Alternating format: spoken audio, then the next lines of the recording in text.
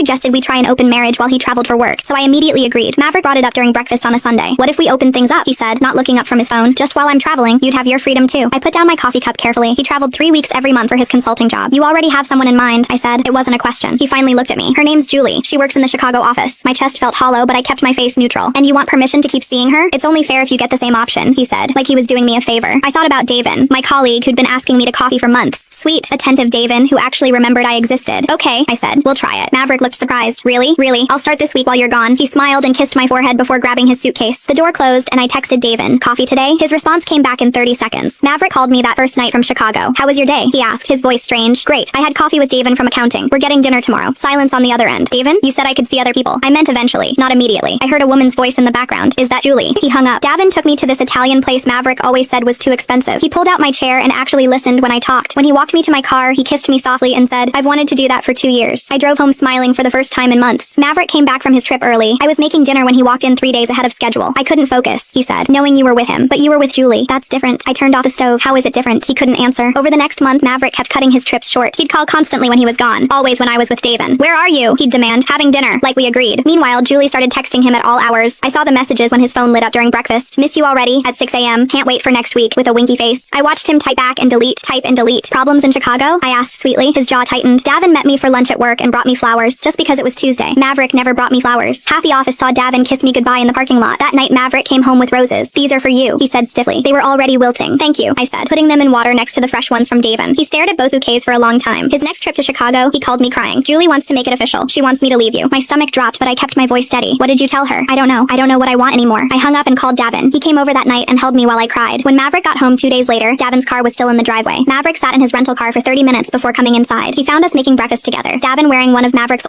Click the link in my profile to watch the exciting follow-up.